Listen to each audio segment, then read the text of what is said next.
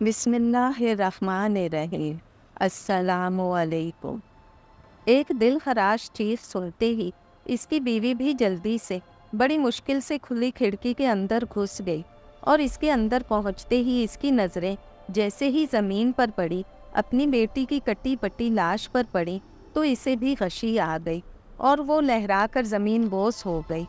एक ऐसे शख्स का किस्सा जो अपने माली फ़ायदे के लिए गुनाह कबीरा कर बैठा था। मैं हूँ आसिफा। अगर आपने मेरे चैनल को अभी तक सब्सक्राइब नहीं किया तो काइंडली लाइक करें, सब्सक्राइब करें और शेयर करें और बेल आइकन के बटन को प्रेस करना हरगिज़ ना भूलिएगा ताकि मेरी आने वाली वीडियो की नोटिफिकेशन आपको मिल सके। आइए शुरू करते हैं आज की अपनी कहानी। एक पुरानी कहावत है कि जब जुल्म हद से बढ़ता है तो मिट जाता है।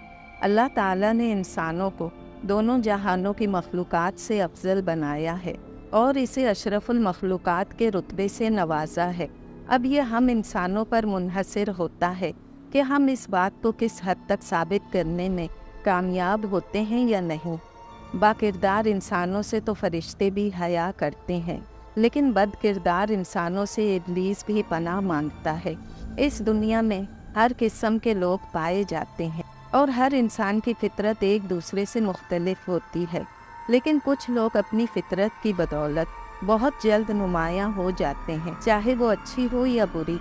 इस कहानी में एक ऐसे बदकिरदार और सफाक शख्स की ज़िंदगी पर रोशनी डाली गई है जो पैदा तो इंसान ही हुआ था, लेकिन इसके काम शैतानों से भी बढ़कर थे। जुल्म और सफाकियत तो जैसे इसे घुट्टी में निडी थी। अक्सर देखने में आया है कि अगर माँ बाप नेक और सालिया हों तो इनकी औलाद में कोई न कोई ऐसा ज़रूर पैदा हो जाता है जिसके करतूतों की वजह से इसके वालिदैन को भी ज़माने भर में रुसवाई का सामना करना पड़ता है। और अक्सर वालिदैन बदकिरदार और गुनाहों में धंसे हों तो इनकी औलाद में कोई न कोई ऐसा पैदा हो जाता है जो इनके लिए नेक नामी का बाइस बन जाता है। 5 वक्त की बाकायदा नमाज पढ़ने के बावजूद अक्सर इसके दिमाग में एक हलचल सी मची रहती थी, जैसे कोई इसे इस बात पर उकसाने की कोशिश कर रहा हो कि वो अपना घर बार छोड़कर किसी वीराने में जा बसे और वहाँ कोई चिल्ला काटे। ये ख्याल आते ही वो अपना सर इनकार में झटक देता। दिन भर अपने कामों में मसरूफ़ रहने की वजह से इसे अपने दिमाग पर ज़्यादा ज़ोर देने का मौका नहीं मिलता था, लेकिन जैसे ही घर पहुंचकर और खाना वगैरह खाने के बाद जब रात को वो अपने बिस्तर पर लेटता तो यकदम वही ख्याल दोबारा इसके दिमाग में एक इंतशार बर्पा कर देता था। इस ख्याल के मुतल्लिक सोच सोच कर इसका दिमाग फटने लगता था। जब ये सब कुछ इसकी बर्दाश्त से बाहर होने लगा तो इसने एक मुफ्ती साहब के पास जाने का फ़ैसला किया कि इनसे मिलकर इन्हें सारी हकीकत से आगाह करना चाहिए। हो सकता है कि वो इस मसले का कोई हल बता सकें। फिर दूसरे रोज़ इसने तमाम कामों से फरागत हासिल करने के बाद इस मदरसे का रुख किया जहाँ मुफ्ती साहब बैठते थे। हस्बे तवक्का पहले से लिए गए वक्त के मुताबिक मुफ्ती साहब अपने मखसूस कमरे में इसका इंतज़ार कर रहे थे और इसे देखते ही अंदर आने की इजाज़त दी। अस्सलामु अलैकुम हज़रत, माफ़ी चाहता हूँ आपको तकलीफ़ दी। दरअसल मेरी परेशानी इस कदर बढ़ चुकी है कि मैंने इसके लिए आपसे मशवरा करना ज़रूरी समझा। मुझे पूरी उम्मीद है कि आपने महसूस ना किया होगा। अरशद ने गला खंखारते हुए एक तरफ बैठते हुए माजरत ख्वाना अंदाज में मुफ्ती साहब की तरफ देखते हुए कहा। वालेकुम अस्सलाम। नहीं नहीं, कोई बात नहीं, आप पहले ये बताएं कि क्या लेंगे। मुफ्ती साहब ने नहायत खुश इखलाकी से पूछा। जी हज़रत, बहुत शुक्रिया, किसी चीज़ की ज़रूरत नहीं है। बस कुछ देर तवक्कुफ़ करने के बाद अरशद ने इन्हें तमाम तफसील बता दी कि किस तरह कुछ दिनों से इसके दिमाग में इस तरह के ख़यालात आने लगे हैं। हालांकि वो हर वक्त वज़ू की हालत में रहता है और कोशिश करता है कि सारा दिन इससे किसी की दिल आज़ारी भी ना हो। मुफ्ती साहब सर झुकाए बड़ी तवज्जो से इसकी बात सुन रहे थे और जैसे जैसे अरशद इन्हें बताता जा रहा था वैसे वैसे इनके चेहरे पर परेशानी के आसार उभरते जा रहे थे। फिर इसके खामोश होते ही उन्होंने एक तवील सांस ली اور کچھ دیر تک ارشد کے چہرے پر نظریں جمائے اسے بغور دیکھتے رہے۔ دیکھو ارشد میاں، جو تفصیل تم نے بتائی ہے اس کے مطابق تو یہی لگتا ہے کہ تمہاری عبادت میں کہیں نہ کہیں کوئی خامی ہے، جس کی وجہ سے کوئی طاغوتی قوت تم پر حاوی ہو چکی ہے، اور اپنی اسی شیطانی قوت کے بنا پر وہ تم سے وہ کام کروانے کے لیے اکسا رہی ہے جس کی اسلام میں ممانعت ہے۔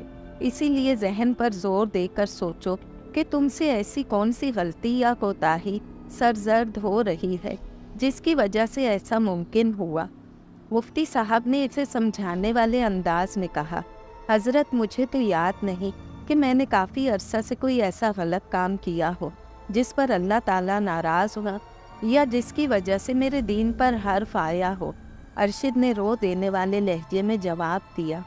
اس کی بات سن کر مفتی صاحب نے اسے دوسرے روز آنے کا کہا اور ساتھ ہی ایک تعویذ لکھ کر اسے تاکید کی کہ اسے اپنے دائیں بازو پر باندھ لے اور کوشش کرے کہ صفائی کا خاص خیال رکھے۔ مزید دوسرے روز وہ اسے کچھ پانی پڑھ کر دیں گے تاکہ اسے بھی روزانہ کے استعمال میں رکھا جائے، انشاءاللہ اس سے افاقہ ہوگا۔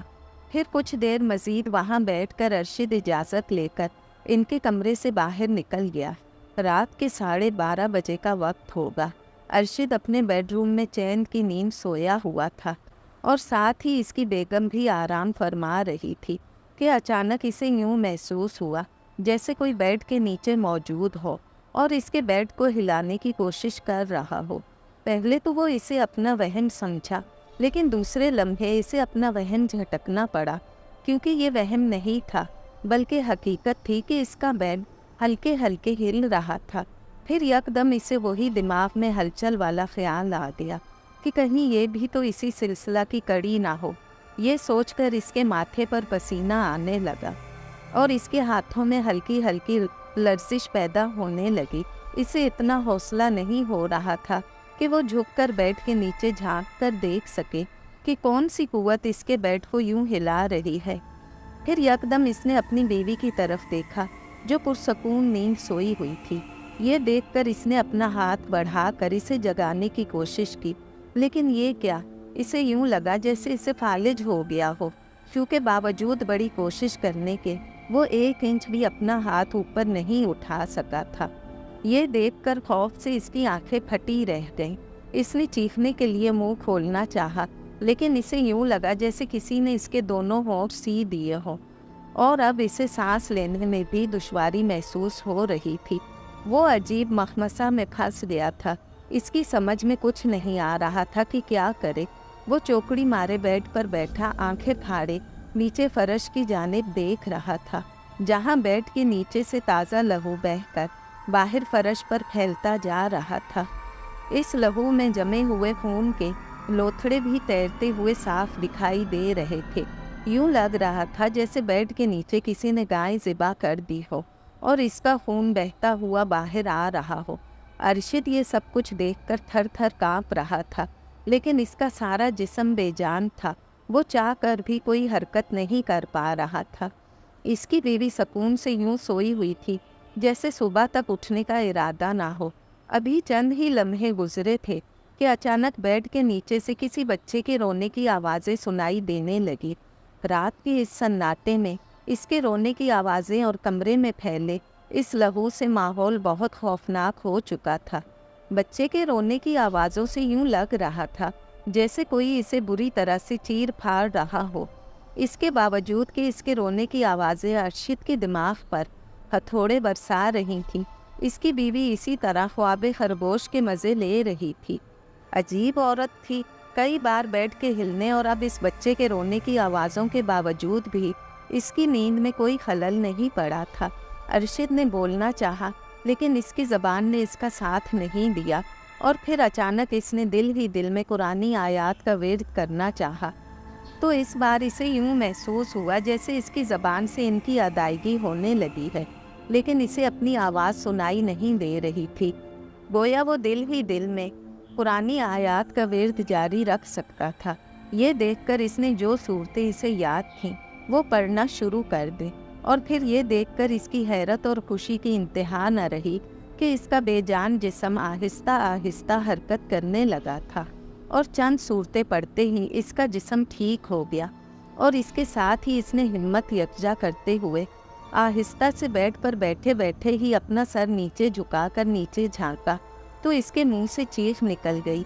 बेड के नीचे एक 7-8 साला बच्चा ज़बा हुआ पड़ा था और इसकी कटी गर्दन से खून निकलकर जम चुका था, बल्कि अब तो फर्श पर पड़े खून पर भी एक पेपड़ी जम चुकी थी। बच्चे की गर्दन इसके धड़ से अलहदा होकर एक तरफ पड़ी थी और इसका बेजान धड़ कटा पिटा एक जानिब बेजान लाशे की तरह पड़ा था। ये देखकर अरशद के जिस्म पर खौफ से लर्जा तारी हो गया और इसके मुंह से एक दहशतनाक चीख निकल गई। इसकी चीख सुनकर इसकी बीवी भी यकदम हड़बड़ाकर उठ गई और कुछ देर तक तो इसे समझ ही नहीं आई कि अरशद ने चीख क्यों मारी। फिर अरशद को बेड पर आंखें फाड़े नीचे फर्श पर देखते देखकर इसका कंधा पकड़कर इससे चीखने का सबब पूछा तो इसने नीचे फर्श की जानिब इशारा कर दिया, लेकिन इसकी आंखों में एक हैरत साफ दिखाई दे रही थी। इसका इशारा पाते ही इसकी बीवी ने भी बेड से उतरकर दूसरी जानिब जाकर देखा तो वहाँ कुछ भी नहीं था, लेकिन अरशद अभी तक हैरत से मुंह खोले और आंखें फाड़े नीचे फर्श पर ही देख रहा था। तौबा है भाई, तुमने तो मुझे डरा ही दिया था। क्यों इतनी बुरी तरह से चीखे थे? क्या कोई डरावना ख्वाब देख लिया था? इसकी बीवी ने इसकी तरफ देखते हुए गुस्से से पूछा। शायद इसे अपनी नींद खराब करने पर अरशद पर गुस्सा था। अरशद अब संभल गया था और फिर जब इसने इसे तमाम वाक़या बताया तो इसकी बीवी इसे यूं मशकूक निगाहों से देखने लगी जैसे इसे इसकी दिमागी हालत पर शक हो रहा हो। इसकी बात ख़त्म होते ही वो खिलखिलाकर हंसने लगी और कहने लगी, लगता है रात को तुम नशा करके सोए होगे या यकीनन तुमने कोई बहुत डरावना ख्वाब देखा है, इसीलिए ये बेसरूपा बातें छोड़ो और इत्मीनान से खुद भी सो जाओ और मुझे भी सोने दो। मुझे सुबह बहुत से काम करने होते हैं। इसकी बीवी ने ये कहते हुए इसके बिस्तर को दुरुस्त करते हुए साथ ही इसे दोबारा सोने की तलकीन की और फिर खुद भी बेड पर लेटकर आंखें मूंद लीं। सुबह अरशद काम पर जाने से पहले मुफ्ती साहब से मिलने इनके मदरसे चला गया और रात का सारा वाक़या इन्हें तफसील से बता दिया। मुफ्ती साहब ने इसकी बात सुनकर इसे पढ़ा हुआ पानी देते हुए कहा, देखो अरशद मियाँ, मुझे तो ये कोई और ही मामला लगता है। दरअसल बात ये है कि मेरे पास तो नूरी अमलियात के ज़रिए बुरी आफात से बचने का हल है, लेकिन मुझे ये सिखली अमलियात का करिश्मा लगता है, क्योंकि जिस तरह का वाक़या तुमने बताया है इसके पीछे कोई शैतानी ताकत लगती है और ऐसा सिर्फ वही कर सकता है जिसे तुमसे कोई नुकसान का अंदेशा हो या बहुत से लोग हसद और जलन की वजह से भी ऐसे काम घटिया अमलों से दूसरों को परेशान करने के लिए करवाते हैं। मैं यकीन से तो नहीं कह सकता, लेकिन इतना ज़रूर कहूँगा कि इस दौर में ज़्यादातर अपने करीबी अजीज़ो अकारब ही इस तरह के काम करवाते हैं। मेरे पास भी अक्सर ऐसे लोग आ जाते हैं जो अपने फ़ायदे के लिए अपने सगे रिश्तों को भी नहीं बख्शते और इनकी कोशिश होती है कि ज़्यादा से ज़्यादा रकम खर्च करके दूसरों के लिए मुसीबत खरीदी जा सके। चूँकि मैं ऐसे कामों से इज्तनाब करता हूँ, इसीलिए मैं इन्हें सरजनिश करके भगा देता हूँ। मुफ्ती साहब ने लंबी तकरीर करते हुए इसे समझाते हुए कहा। मुफ्ती साहब की लंबी गुफ्तगू से यही अंदाज़ा हो रहा था कि वो भी अरशद को दोबारा अपने मदरसे में नहीं देखना चाहता, इसीलिए सब कुछ आज ही बताकर मामला साफ कर देना चाहता है। दरअसल अंदर से इसे भी मालूम हो चुका था कि अरशद के पीछे कोई काली ताकत लग चुकी है जो इसका नुकसान करने के दर पे है, और इसका तोड़ तो वही लोग कर सकते हैं जो खुद इस तरह के कामों के माहिर होते हैं। इसीलिए इसने यही सोचा कि इससे बेहतर है कि इसे सही मशवरा देकर दोबारा यहाँ आने से मना कर दे। वैसे भी इसका वक्त बहुत कीमती था और इसे बहुत कम फुर्सत मिलती थी कि वो इस तरह हर किसी से मिल सके। इसे अपने और मदरसे के बहुत से काम निपटाने होते थे। मुफ्ती साहब से इजाज़त मिलते ही अरशद हाथ में पानी की बोतल थामे जैसे ही मदरसे से निकलकर सड़क पर पहुंचा कि अचानक एक तरफ से एक बाइक वाला जन्नाटे से आया और सीधा अरशद से आन टकराया। टक्कर इतनी ज़ोरदार थी कि अरशद चंद फुट उछलता हुआ नीचे सड़क के दाएं जानिब लुढ़कता चला गया اور اس کے ہاتھ سے بوتل نکل کر سیدھی سڑک پر جا گری اور گرتے ہی ٹوٹ گئی اور سارا پانی بہہ گیا۔ خود ارشد بھی سڑک کے کنارے مٹی میں جا گرا تھا۔ بائک والا ارشد کو گرتے دیکھ کر جلدی سے اپنی بائک اٹھا کر یہ جا وہ جا، اور پل بھر میں اس کا پتہ ہی نہیں چلا۔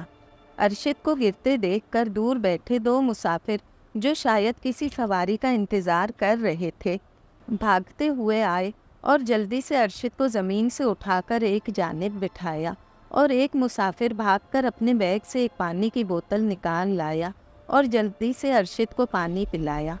ارشد کو معمولی چوٹیں آئی تھیں اور کسی بڑے نقصان سے بچ گیا تھا۔ اس کی وجہ شاید یہی تھی کہ سڑک کے نیچے والی زمین کچی تھی، اسی لیے اسے چند خراشیں ہی آئی تھیں اور کپڑے سارے مٹی میں اٹ چکے تھے۔ کچھ دیر کے بعد جب ارشد کے ہوش بحال ہوئے تو اس نے اپنے ایک دوست کو فون کر کے وہاں بلایا اور اس کے ساتھ اسپتال چلا گیا۔ وہاں سے وہ سیدھا گھر پہنچا۔ اس کی بیوی اور بڑی بیٹی اسے اس حالت میں دیکھ کر پریشان ہو گئے۔ ان دونوں نے ارشد سے تفصیل پوچھنے کی بہت کوشش کی، لیکن ارشد نے انہیں یہی بتایا کہ وہ رکشے میں جا رہا تھا کہ اچانک رکشہ الٹنے سے اسے یہ چوٹ لگی ہے۔ یہ سن کر اسے اس کے کمرے میں پہنچا دیا گیا۔ ارشد مقامی پاسپورٹ آفس میں ہیڈ کلرک کی نوکری کرتا تھا۔ اسے تقریباً 15 سال ہو چکے تھے اور اس دوران اسے بہت سے مسائل کا سامنا کرنا پڑا تھا۔ اس کی بیوی ایک سیدھی سادی خاتون تھی اور اس کی ایک بیٹی تھی صفیہ، جس کی عمر 12 سال تھی اور وہ ایک مقامی اسکول میں پڑھتی تھی۔ اپنی نوکری کے دوران اسے بہت سے رشتہ داروں کے ناجائز پاسپورٹ نہ بنا کر دینے پر ان کی دشمنی کا سامنا کرنا پڑا تھا۔ اکثر عزیز و اقارب اس سے ناراض ہی رہتے تھے۔ وہ ایک بااصول بندہ تھا اور صوم و صلات کا پابند تھا، اسی لیے اس نے اپنی ملازمت کے دوران حتی الوسع کوشش کی تھی کہ اپنے ساتھ ساتھ اپنی بیوی اور بیٹی کو بھی رزق حلال کھلائے۔ گو کہ اس کی تنخواہ اتنی زیادہ نہیں تھی، لیکن پھر بھی وہ ہر حال میں اللہ کا شکر ادا کرتا تھا جس نے اسے بہت سے دوسرے لوگوں سے افضل بنایا تھا۔ پاسپورٹ آفس میں کام کرنے کی وجہ سے اکثر لوگ دوسرے لوگوں کے ناجائز پاسپورٹ بنوانے کے لیے رشوت لیتے تھے اور کئی بار اسے بھی اپنے ساتھ شامل کرنے کے لیے پیسوں کا لالچ دیا گیا، لیکن وہ ہر بار ثابت قدم ہی رہا اور اس نے ایسی حرام کمائی کی طرف دیکھنا بھی گوارا نہیں کیا۔ اس کی اس ایمانداری کی وجہ سے اس کے آفس کے بہت سے دوست اس سے اکثر نالاں ہی رہتے تھے اور اب تو وہ اس سے کترانے لگے تھے۔ ارشد کو ان کی اس بے رخی کا پتہ تھا، لیکن وہ خاموش رہتا تھا۔ وہ سیدھا گھر سے آفس پہنچتا اور پھر وقت مقررہ پر واپس گھر چلا جاتا تھا۔ آفس میں سوائے اپنے کام کے دیگر کاموں پر کان نہیں دھرتا تھا۔ کچھ رشتہ داروں نے اس سے کئی بار غلط پاسپورٹ بنوانے کے لیے زور دیا، لیکن وہ ہر بار صاف انکار کر دیتا تھا، جس کی وجہ سے بہت سے رشتہ داروں نے اس سے علیحدگی اختیار کرنے کے علاوہ اس کے گھر بھی آنا چھوڑ دیا تھا۔ انہی رشتہ داروں میں سے ایک گھر کا فرد جس کا نام امجد تھا، اس نے بھی سویڈن جانے کے لیے پاسپورٹ بنوانا تھا، لیکن اس میں کچھ قباحتیں تھیں جس کی وجہ سے وہ پاسپورٹ نہیں بنوا سکتا تھا۔ ارشد نے اسے بہت سمجھایا اور قانونی پیچیدگیوں سے بھی آگاہ کیا، لیکن وہ بجائے سمجھنے کے ارشد کا دشمن بن بیٹھا، اور اب تو وہ ارشد کو دن رات نقصان پہنچانے کے منصوبے بناتا رہتا تھا۔ کسی نے سچ ہی کہا ہے کہ آدمی اپنے دوستوں سے ہی پہچانا جاتا ہے، اسی لیے امجد کی جس طرح کی ذہنیت تھی ویسے ہی اس کے دوست تھے۔ انہی دوستوں میں سے اس کا ایک دوست مقصود بھی تھا جو انتہائی گھٹیا ذہنیت کا لڑکا تھا۔ اس نے جب یہ دیکھا کہ امجد ارشد کو مزہ چکھانا چاہتا ہے تو اس کی اپنی گندی ذہنیت نے بھی اپنے رنگ دکھانے شروع کر دیے۔ اس نے امجد کو مشورہ دیا کہ وہ اس سلسلہ میں کسی عامل سے رابطہ کرے اور اسے تعویذ گنڈوں کی مدد سے مزہ چکھائے تاکہ اسے شک بھی نہ ہو اور اس سے کام نہ کرنے کا بدلہ بھی لیا جا سکے۔ امجد کو اس کی تجویز بہت پسند آئی اور اس نے اس کے کہنے پر ایک عامل سے ملنے کے لیے ایک دن مقرر کیا اور اس روز اس کے آستانے پر جا پہنچا۔ آستانہ کیا تھا؟ شیطان کا ٹھکانہ تھا، جس میں ہندوؤں کی مورتیاں اور ان کے بھگوانوں کی تصاویر بڑے بڑے شیشے کے فریموں میں لگی ہوئی تھیں، اور وہ عامل ایک گیروے رنگ کے لباس میں ملبوس اپنے ہاتھ میں ایک کھجور کی لکڑی کا بنا ہوا سانپ کی شکل کا ڈنڈا تھامے ایک مورتی کے سامنے ہاتھ باندھے کھڑا تھا۔ حال میں ہوا نہ ہونے کے باوجود اس کے سر پر بالوں کی واحد لٹ یوں ادھر ادھر کھدک رہی تھی جیسے اس کے سر پر کسی نے پنکھا فٹ کروا دیا ہو۔ بڑی عجیب بات تھی، کیونکہ ہوا نہ ہونے کے باوجود بالوں کی لٹ کیسے ہل سکتی ہے؟ اگر تمہاری حیرت ختم ہو گئی ہو تو کیا اب میں یہ بھی بتاؤں کہ تم میرے پاس کیوں آئے ہو اور تمہیں کس نے بھیجا ہے؟ یکدم عامل نے اس کی جانب مڑتے ہوئے پوچھا۔ اس کے اس طرح اچانک اپنی جانب مڑنے سے امجد بوکھلا کر پیچھے گرتے گرتے بچا۔ اس کی آنکھیں حیرت سے پھٹی رہ گئی تھیں۔ وہ سوچ بھی نہیں سکتا تھا، کیونکہ وہ خاموشی سے اس عامل کے پیچھے جا کھڑا ہوا تھا۔ تو پھر اسے کیسے پتا چلا کہ کوئی یوں خاموشی سے آن کر اس کے پیچھے کھڑا ہو گیا ہے؟ آستانے پر چونکہ کوئی موجود نہ تھا، اسی لیے امجد کو اس تک پہنچنے کے لیے کسی نے نہ روکا، اور وہ چلتا ہوا جب ایک ہال میں داخل ہوا تو سامنے وہی عامل ایک مورتی کے سامنے ہاتھ باندھے شاید اپنی پوجا پاٹ میں مشغول تھا۔ عامل کا حلیہ مقصود نے اسے تفصیل سے بتا دیا تھا، اسی لیے اسے پہچاننے میں امجد کو ذرا بھی پریشانی نہ ہوئی۔ امجد نے اسے تمام تفصیل بتا دی کہ کس طرح وہ اپنے ایک رشتہ دار سے اس کا کام نہ کرنے پر انتقام لینا چاہتا ہے، چاہے اس کے لیے اسے کچھ بھی کرنا پڑے، وہ انکار نہیں کرے گا۔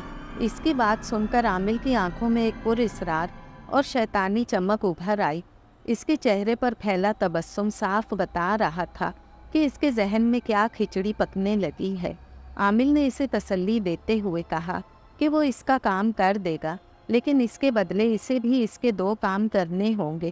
ٹھیک ہے، جو تم چاہو گے میں کرنے کے لیے تیار ہوں۔ امجد نے اس کی بات سنتے ہی فوراً حامی بھر لی۔ پھر امجد اس سے اجازت لے کر واپس گھر لوٹ آیا۔ اس دور میں جہالت کی کثرت اور علم کی قلت کی وجہ سے جادو ٹونا کرنے والوں کی چاندی تھی، اور جو ایسے لوگوں کی کم علمی اور کمزور ایمان کا فائدہ اٹھانے کے ماہر ہوتے ہیں، وہ ایسے معصوم لوگوں کے ایمان خراب کرنے کے ساتھ ساتھ ان سے دولت بھی لوٹتے رہتے ہیں، اور اس کے نتیجے میں کمزور ایمان والے ان کے اشاروں پر ناچتے ناچتے شیطان کے پجاری بن کر رہ جاتے ہیں۔ اکثر لوگ اپنے حسد اور جلن کی آگ میں اس قدر جلنے لگتے ہیں کہ ایسے عاملوں کے ہاتھ میں کٹ پتلی بن کر رہ جاتے ہیں۔ امجد کو بھی علم نہیں تھا کہ وہ ارشد سے بدلہ لینے کی غرض سے خود کے دین و ایمان کا کتنے بڑے نقصان کا سودا کر بیٹھا ہے۔ یہ رات کے 2:30 بجے کا وقت ہوگا۔ ارشد کی اچانک آنکھ کھل گئی اور اسے شدت سے پیاس محسوس ہوئی۔ سائڈ ٹیبل پر رکھے جگ سے پانی گلاس میں ڈالنے کے لیے ہاتھ بڑھایا تو دیکھا کہ وہ خالی تھا۔ اس نے ایک نظر دائیں جانب لیٹی اپنی بیوی پر ڈالی اور جگ ہاتھ میں تھامے کمرے سے باہر نکل آیا۔ کوریڈور میں چلتے ہوئے اس کا رخ کچن کی جانب تھا۔ ابھی وہ اس سے کچھ ہی فاصلے پر تھا کہ اچانک اسے یوں محسوس ہوا جیسے صحن میں کوئی لمبے قد کا سایہ لمبا سا سیاہ چوغا پہنے چہل قدمی کرنے کے انداز میں ادھر ادھر گھوم رہا ہو۔ اب ظاہر ہے اپنی بیوی کو تو وہ اپنے بیڈ روم میں سوتا ہوا چھوڑ آیا تھا، اور اس کی بیٹی بھی غالباً اس وقت رات کے 2:30 بجے صحن میں چہل قدمی کرنے سے تو رہی۔ اسی لیے دوسرا خیال اس کے ذہن میں یہی آیا کہ شاید یہ کوئی چور تو نہیں جو اندر کمروں میں گھسنے کی کوئی ترکیب سوچ رہا ہو، لیکن دوسرے لمحے اسے اپنا یہ خیال جھٹکنا پڑا، کیونکہ وہ کوئی عام آدمی کا سایہ نہیں تھا۔ یوں لگ رہا تھا جیسے کسی کھمبے کو لمبا چوغا پہنا دیا ہو اور وہ صحن میں ادھر ادھر گھوم رہا ہو۔ یہ دیکھ کر اسے خوف محسوس ہوا اور وہ الٹے قدموں واپس اپنے کمرے کی جانب مڑنے ہی والا تھا کہ اچانک اس کے ہاتھ سے شیشے کا جگ چھوٹ کر نیچے جا گرا، ایسا شاید یکدم پیچھے پلٹنے سے، اور اس کا پاؤں اچانک فرش پر ابھری ہوئی کسی ٹائل سے ٹکرا کر ہوا تھا۔ جگ نیچے گرنے کی وجہ سے اور اس کا شور سن کر اسی سائے نے اسے اس کا نام لے کر پکارا، اور وہ صحن میں سے آتی آواز سن کر گھبرا گیا۔ رات کے اس سناٹے میں جگ کے ٹوٹنے کی آواز پورے کوریڈور میں گونج اٹھی تھی، لیکن مجال ہے کہ اس آواز سے اس کی بیوی یا بیٹی کے کان پر جوں تک رینگی ہو۔ ایک لمحے کے لیے اسے بہت غصہ آیا، لیکن پھر ماحول کی نزاکت کو سمجھتے ہوئے وہ فوراً لمبے لمبے قدموں سے اپنے کمرے کی جانب بھاگا۔ भागते हुए वो बार बार पीछे मुड़ मुड़ कर देखता रहा और इसे कॉरिडोर के दूसरी जानिब कोई दिखाई नहीं दिया। पहले तो इसके दिमाग ने कहा कि हो सकता है ये इसका वहम हो, जिसकी वजह से इसे यूं लगा जैसे किसी ने इसे इसके नाम से पुकारा है।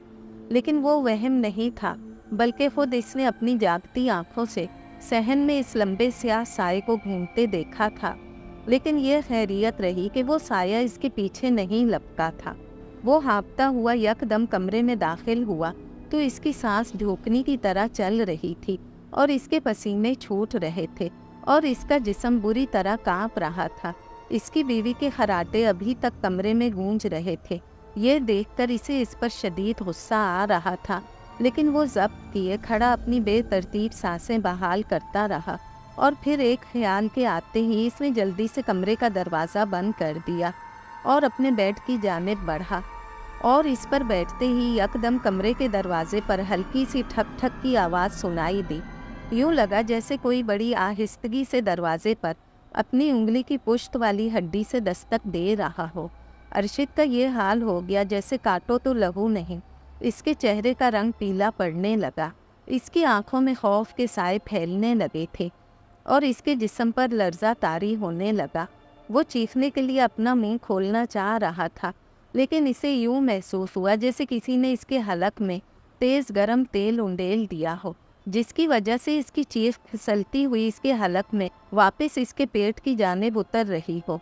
अजीब सूरत हाल हो चुकी थी। इसने अपनी तमाम तर हिम्मत मुजतमा करते हुए अपनी दाईं टांग बेड की दूसरी जानिब लेटी अपनी बीवी की कमर पर मार दी। गो के टांग की ज़रब ज़्यादा ज़ोरदार ना थी, लेकिन फिर भी इसके दबाव से इसकी बीवी हड़बड़ा कर इसकी जानिब मुड़ी और इसे बड़े खौफजदा अंदाज में अपनी जानिब घूरते देखकर एकदम उठकर बैठ गई। इसकी समझ में अभी तक ये नहीं आ रहा था कि अरशद ने इसे टांग क्यों मारी है। फिर जब अरशद ने अपनी आंखों के इशारे से इसे दरवाजे की जानिब मुतवज्जा किया तो इसकी बीवी ने जब इस तरफ निगाहें दौड़ाई तो इसे भी दरवाजे पर हल्की हल्की खटखटाहट सुनाई देने लगी थी। वो भी खौफजदा होकर इसकी जानिब देखने लगी।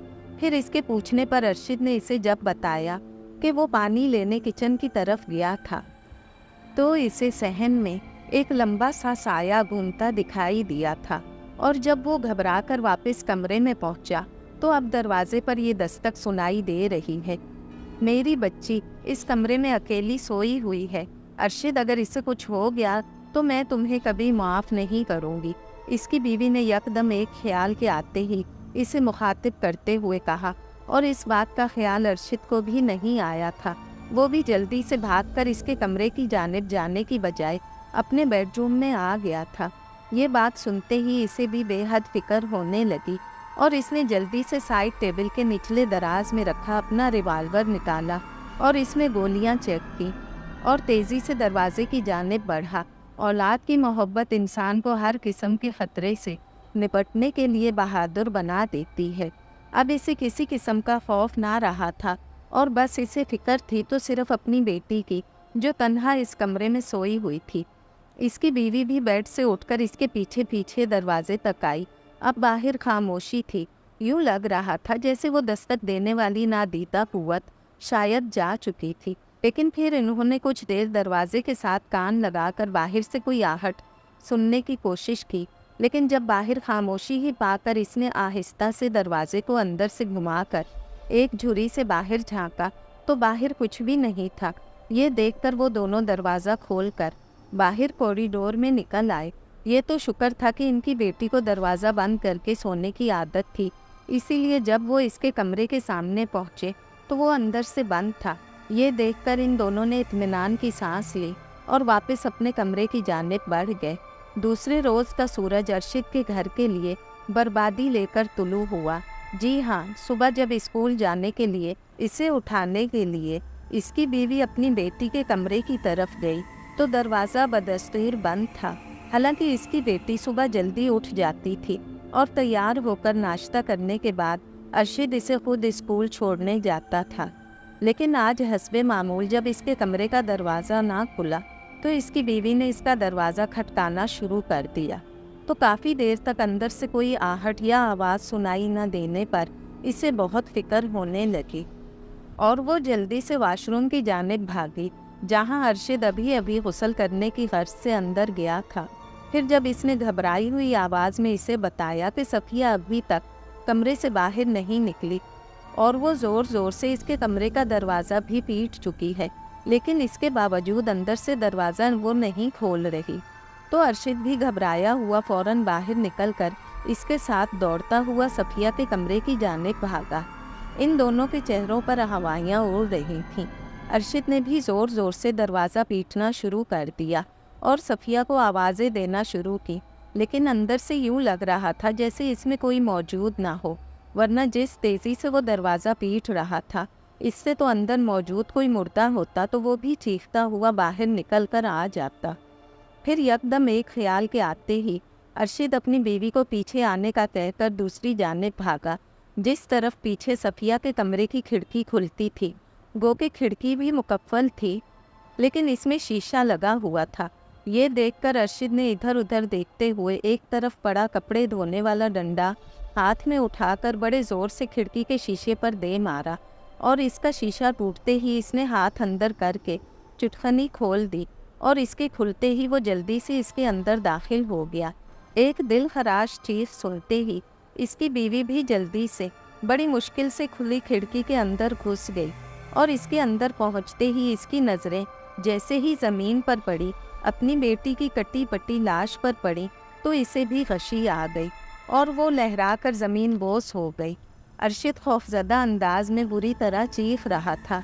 इसने अपनी बीवी को नीचे ज़मीन पर गिरते देखकर जल्दी से इसकी जानिब बढ़ना चाहा, लेकिन ज़मीन पर फैले खून पर इसका पाँव पड़ा और वो फिसलता हुआ कमरे के फर्श पर गिर गया। ताज़ा लहू से इसके कपड़े बुरी तरह निथर चुके थे। इसकी बेटी सफ़िया की लाश बुरी तरह कटी पट्टी ज़मीन पर पड़ी थी। न जाने किस जालिम ने इसका ये हाल किया था। अरशद का बहुत बुरा हाल हो रहा था। इसकी दुनिया लुट चुकी थी। इसकी प्यारी अकलौती बेटी इस दुनिया से जा चुकी थी और इसकी बीवी इसके सामने बेहोशी की हालत में ज़मीन पर पड़ी थी। इसका जिस्म बुरी तरह कांप रहा था। इसे कुछ समझ नहीं आ रही थी कि आखिर इसके साथ ये सब क्या हो रहा है। कौन सी ऐसी कुव्वत है जो इसके और इसके हंसते बसते घर को तबाह व बर्बाद करने पर तुली हुई है। कुछ देर तक तो इसका दिमाग बिल्कुल माऊफ हो चुका था। फिर कुछ होश संभलते ही इसने सबसे पहले फर्श पर गिरी अपनी बीवी को उठाकर बेड पर लिटाया और साथ रखे पानी के जग से कुछ पानी लेकर इसके चेहरे पर छींटे मारने से इसकी बीवी ने आंखें खोल दी। कुछ देर खाली खाली नज़रों से इसकी तरफ देखने के बाद जब इसके लाशऊर ने इसे सब कुछ याद दिलाया तो वो दोबारा चीखने चिल्लाने लगी और जब इसकी नज़रें नीचे पड़ी अपनी बेटी सफ़िया की कटी पटी लाश पर पड़ी तो इसे दोबारा बेहोशी के दौरे पड़ने लगे। अरशद बार बार इसे मुखातिब करने की कोशिश कर रहा था, लेकिन इसकी बीवी हैजानी कैफियत में चीख रही थी। अरशद बमुश्किल इसे संभालने की कोशिश कर रहा था, लेकिन इसकी तो हालत यूँ हो रही थी जैसे इस पर पागलपन का दौरा पड़ चुका हो। अरशद की अपनी हालत बहुत दरबू हो रही थी। इसकी हिम्मत नहीं हो रही थी कि फ़र्श पर लहू में डूबी अपनी प्यारी बेटी की लाश की तरफ देख सके। इसका दिल खून के आंसू रो रहा था, लेकिन इसे अपने साथ साथ अपनी बीवी को भी संभालना था, जो लगातार चीखे चली जा रही थी। तंग आकर इसने इसका मुंह बंद करने के लिए इस पर अपना हाथ रख दिया और सख्ती से इसे भींच कर खामोश करवाया, लेकिन वो पानी से निकली मछली की मानद तड़पने लगी। इस वक्त सुबह के 8 बज चुके थे और अरशद के घर में करबला का मंजर था। फर्श पर लहू फैला हुआ था, जिस पर सियाही माइल पेपड़ी जम चुकी थी और एक तरफ एक बच्ची का लाशा इनकी बेबसी का मुंह चिढ़ा रहा था। अरशद ने बमुश्किल अपनी बीवी को समझाकर चुप करवाया, हालांकि इसका अपना दिल अंदर से रो रहा था। इसके चुप होते ही इसने इसे वहीं बैठे रहने का कहा और फिर घर से बाहर निकलकर इसने चीखना चिल्लाना शुरू कर दिया। चूँकि इस वक्त गली में चहल पहल शुरू हो चुकी थी और इसके चीखने चिल्लाने पर पूरा मोहल्ला इकट्ठा हो गया, और जब इसने इन्हें अपने घर में होने वाले अंधुनाक वाक़े के मुतल्लिक बताया तो बहुत से अफराद इसके साथ इसके घर में दाखिल हो गए, और जब वहाँ का खूनी मंजर देखा तो बहुत से अफराद उल्टे कदमों बाहर की जानिब भागे। इनमें से कुछ अफराद तो दिल के बहुत कमज़ोर थे, جو باہر نکلتے ہی کہہ کرنے لگ گئے، اور چند ایک تو خود بے ہوشی کسی کیفیت میں مبتلا ہونے لگے تھے۔ جلد ہی کسی نے مقامی پولیس کو بھی مطلع کر دیا، اور تقریباً 20-25 منٹ میں پولیس کی موبائل وین وہاں موجود تھی، اور ان کے ساتھ ایدھی ایمبولینس بھی تھی۔ پھر پولیس نے بچی کی لاش کو قبضے میں لے کر ایمبولینس کے ذریعے پولیس اسپتال میں بھجوا دیا، اور ارشد اور اس کی بیوی کے بیان لینے کے لیے انہیں علیحدہ علیحدہ کمروں میں لے جا کر ان کے بیان قلم بند کیے۔ ان دونوں کے بیانات کے مطابق ان کی بچی رات کو اپنے کمرے میں سوئی ہوئی تھی، اور صبح اس کی لاش کمرے میں موجود تھی، اور وہ بھی انہوں نے پچھلی طرف سے کھڑکی کا شیشہ توڑ کر اندر داخل ہونے پر دیکھا تھا۔ تفتیشی افسر مشکوک نگاہوں سے ان دونوں کی طرف دیکھ رہا تھا، کیونکہ اسے یقین نہیں آ رہا تھا کہ بند کمرے میں، جس میں دروازے پر اور کھڑکی پر کنڈیاں لگی ہوئی ہوں، وہاں ایسی اندھناک اور دل دہلا دینے والی واردات آخر کون کر سکتا ہے؟ اور ارشد کے بیان کے مطابق وہ خود کھڑکی کا شیشہ توڑ کر اس کے اندر سے لگی کنڈی کھول کر اندر داخل ہوا تھا۔ لیکن اس کے باوجود یہ بات تو طے تھی کہ کوئی بھلا کیسے خود سے اپنی اکلوتی بیٹی کو قتل کر سکتا ہے؟ ظاہر ہے کہ جب تک اس کے پیچھے کوئی خاص وجہ نہ ہو، اس وقت تک کبھی ایسے مناظر دیکھنے کو نہیں ملتے ہیں۔ یہاں ان کی بچی بھی کم عمر تھی، اور سوتیلی بھی نہیں تھی، اور نہ ہی کوئی جائیداد وغیرہ کا جھگڑا تھا۔ اسی لیے اس کے پیچھے کوئی اور ہی وجہ تھی، جس کا پتہ لگانے کے لیے اس وقت تفتیشی افسر اپنے ذہن میں گتھی سلجھانے کی کوشش کر رہا تھا۔ اس نے دونوں کے بیان ریکارڈ کرنے کے بعد اجازت لی اور وہاں سے نکل گیا۔ واقعہ معمولی نہیں تھا۔ پورے شہر میں خوف و ہراس کی فضا چھا گئی تھی۔ یوں لگتا تھا جیسے ہر گھر میں کوہرام برپا ہو۔ ظاہر ہے ایک معصوم اور کم عمر بچی کی یوں دردناک اور المناک موت نے تقریباً ہر آنکھ اشکبار کر دی تھی۔ جو بے اولاد تھے وہ تک رو پڑے تھے۔ جب غیروں کی یہ حالت زار تھی تو اس بچی کے سگے والدین کی کیا حالت ہوگی، اس کا اندازہ بخوبی لگایا جا سکتا تھا۔ شہر بھر میں ہر کسی کی زبان پر یہی الفاظ تھے کہ اس بچی کے اندھوناک قتل کے مجرموں کو قرار واقعی سزا دی جائے اور انہیں فی الفور گرفتار کیا جائے، تاکہ شہر میں جو خوف پھیلا ہوا تھا وہ کم ہو سکے۔ پولیس والوں کے پاس بھی کوئی علادین کا چراغ تو نہیں تھا کہ وہ اسے رگڑتے اور بچی کے قاتلوں کو گرفتار کرنے کا حکم دے دیتے، لیکن اس کے باوجود وہ شہر میں ناکہ بندی کر کے گھر گھر تلاشی کا عمل شروع کر چکے تھے، لیکن ابھی تک انہیں 1% بھی کامیابی حاصل نہ ہو پائی تھی۔ میڈیا والوں نے الگ دماغ خراب کیا ہوا تھا، اور سچ کہا جائے تو پولیس والوں پر اپنے ڈپارٹمنٹ کے علاوہ تمام چینلز کی طرف سے بہت دباؤ تھا، اور سب ایک ہی مطالبہ کر رہے تھے کہ بس جلد از جلد ان قاتلوں کو فوری گرفتار کر کے عوام کے سامنے لایا جائے، ورنہ شہر میں ہڑتال کی جائے گی۔ یہ رات کے تقریباً 1:30 بجے کا وقت ہوگا۔ کوریڈور میں ایک کالا ناگ لہراتا ہوا اس کمرے کی جانب بڑھتا جا رہا تھا، جس میں ارشد کی بیٹی صفیہ گہری نیند سوئی تھی۔ یہ کالا ناگ وہی سیاہ سایہ ہی تھا جو اس وقت صحن میں ٹہل رہا تھا جب ارشد نے اسے محسوس کیا تھا۔ پہلے تو شاید وہ انہی کے کمرے میں داخل ہو کر ان دونوں کو ڈس لیتا، لیکن چونکہ اسے خاص طور پر یہی حکم دیا گیا تھا کہ وہ اس گھر میں صرف اور صرف اس بچی کو اپنے عتاب کا نشانہ بنائے اور گھر کے کسی فرد کو کچھ نہ کہا جائے، یہی وجہ تھی کہ اس سائے نے ارشد کے بھاگ جانے پر اس کا پیچھا نہیں کیا تھا۔ لیکن بعد میں وہ اس کمرے میں سوئی ہوئی ان کی اکلوتی بیٹی کو ڈسنے کے لیے اس کے کمرے کے دروازے پر جا رکا اور وہیں بیٹھ گیا۔ پھر اچانک اس کی جسامت گھٹنے لگی اور دیکھتے ہی دیکھتے اس کا سائز ایک کینچوے کی طرح ہو گیا۔ اب وہ آسانی سے رینگتا ہوا اس کمرے کے دروازے کے نیچے موجود جھری سے اندر داخل ہو گیا۔ اندر پہنچتے ہی اس کا حجم دوبارہ بڑھنے لگا، اور پھر کچھ ہی دیر میں وہ عام سانپ سے بھی زیادہ لمبا ہو گیا تھا۔ پھر اچانک اس کا جسم ایک انسانی جسم میں ڈھلنے لگا، اور چند منٹوں میں وہ ایک خون خوار شکل والے انسان کے روپ میں ڈھل چکا تھا، اور اس کا چہرہ کسی خون خوار بھیڑیے کی طرح ہو گیا تھا، جس کے جبڑوں کے دونوں جانب کے دانت اس کے ہونٹوں سے نکل کر باہر کی جانب جھول رہے تھے۔ اس کی خون آلود کبوتر آنکھیں بہت خوفناک، اس کے ہاتھوں کے ناخن تیز دھار خنجروں کی مانند نوکیلے تھے، वो अपने हाथों की दोनों मुट्ठियां बार बार भींच और खोल रहा था। यूं लग रहा था जैसे वो निहायत गुस्से में हो। कुछ देर तक वो खड़ा इस बेड पर लेटी बच्ची की जानिब देखता रहा। फिर अचानक इसे यूं महसूस हुआ जैसे कोई कुव्वत इसे इस बच्ची की जानिब बढ़ने की तलकीन कर रही हो और इसे इस बात पर उकसा रही हो कि सामने बेड पर लेटी बच्ची को चीर फाड़ दे। ये ख्याल जहन में उभरते ही वो बड़ी तेज़ी से दौड़ने के अंदाज में इस बच्ची के बेड के नज़दीक पहुंचा और अपने तेज़ धार नोकीले नाखूनों वाले पंजों से इसकी गर्दन पर ज़ोरदार वार किया, जिसके नतीजे में इस बेखबर सोई बच्ची की गर्दन एक झटके से कटकर नीचे फर्श पर जा पड़ी और इसके जिस्म से खून का फुवारा उबल पड़ा और इसके ताज़ा खून से बिस्तर की चादर तेज़ी से तर होती चली गई।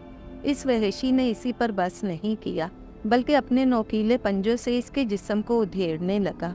इसका अंदाज इंतहाई वहशियाना था और बच्ची के खून के छींटे इसके चेहरे और जिस्म पर पड़ रहे थे, जिससे इसका तमाम जिस्म सुर्ख होता जा रहा था। वो बच्ची के जिस्म को यूं उधेड़ रहा था जैसे वो किसी इंसानी जिस्म की बजाय किसी रज़ाई को उधेड़ रहा हो।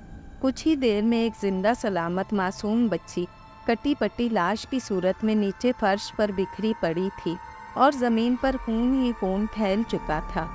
अपना वहशियानापन दिखाने के बाद वो वहशी यकदम नीचे ज़मीन पर बैठ गया और फिर दोबारा तेज़ी से इसका जिस्म एक सांप की शक्ल में बदलने लगा और फिर देखते ही देखते इसका साइज़ इतना छोटा हो चुका था कि वो रेंगता हुआ दरवाजे के नीचे बनी छोटी सी झिरी में से बाहर निकल गया। कॉरिडोर में पहुंचते ही इसका जिस्म दोबारा एक साए में तब्दील हुआ और वो जैसे ही सहन में पहुंचा तो यकदम जैसे आसमानी बिजली चमक कर गायब हो जाती है, इसी तरह वो आसमान की जानिब तहलील होकर गायब हो गया। कुछ लोगों के जहनों में ये सवाल ज़रूर गर्दिश कर रहा होगा कि जब वो कोई मावराई क़ुव्वत थी तो इसे इस तरह के भेस बदलकर इस बच्ची के कमरे में जाने की क्या ज़रूरत थी। वो गायब होकर इस बच्ची के कमरे में नमूदार हो सकता था और फिर इसे कत्ल करके दोबारा बाहर ज़ाहिर हो सकता था। तो इसके लिए ये कहना ही काफ़ी होगा कि कुछ गैर मरई मखलूक़ात जो मुख्तलिफ़ तरीक़ों से चिल्ले काट कर काबू की जाती हैं, इन पर भी कुछ पाबंदियाँ आयद होती हैं। मिसाल के तौर पर जैसे कुछ आसेबी चीज़ें मुख्तलिफ़ जानवरों के भेस में मौजूद होती हैं, मसलन बिल्ली, कबूतर, छिपकली या सांप के रूप में। इसके लिए इन्हें इसी तरह रेंगना पड़ता है, उड़ना पड़ता है, छिपकली की तरह दीवारों पर चिपक कर चलना पड़ता है, वगैरह वगैरह। अगर ऐसी चीज़ें अपनी हद से आगे तजावज़ करना चाहेंगी तो इसी वक्त भस्म हो जाने का ख़दशा होता है और अक्सर ऐसे मौक़ों पर इस तरह के मुशाहिदात भी देखे गए हैं। इस पुरइसरार साए को जब इस बच्ची के कत्ल के लिए इस घर में भेजा गया था तो इस पर भी कुछ पाबंदियां आयद हो चुकी थीं, जिनकी वजह से वो इस वक्त तक सहन में ही टहलता रहा जब तक इसे कोई इशारा नहीं मिला था। लेकिन इस दौरान इसे इस घर के अंदर से एक शख्स सहन के साथ बने किचन की तरफ आता दिखाई दिया और जैसे ही इस शख्स की नज़रें इस पर पड़ीं तो वो चीखता हुआ वापस भाग गया था। लेकिन इसी दौरान इसे पीछे से एक इशारा भी मिल चुका था कि जिसके तहत इसे इस बच्ची के कमरे में दाखिल होने के लिए सांप की शक्ल इख्तियार करने के लिए कहा गया था और फिर इसने वो सब कुछ इसी तरह किया जिसके मुतल्लिक ऊपर बताया गया है। मकामी पुलिस ने एक हंगामी मीटिंग कॉल करने के बाद इंस्पेक्टर तारिक को तफ्तीशी अफसर मुकर्रर करते हुए इस मामले की छानबीन का काम सौंपा। इंस्पेक्टर तारिक नौजवान तो था ही, इसके साथ साथ ज़हीन भी था। इसने दोबारा अरशद के घर जाकर दोनों मियाँ बीवी के अलग अलग बयानात कलम बंद किए और इस दौरान वो बगौर इन दोनों के चेहरों की जानिब भी नज़रें मरकूज़ किए बैठा रहा था ताकि बयान के दौरान इनके चेहरे के उतार चढ़ाव से भी कुछ अंदाज़ा लगा सके और इसकी ये तरकीब 100% कामयाब रही थी।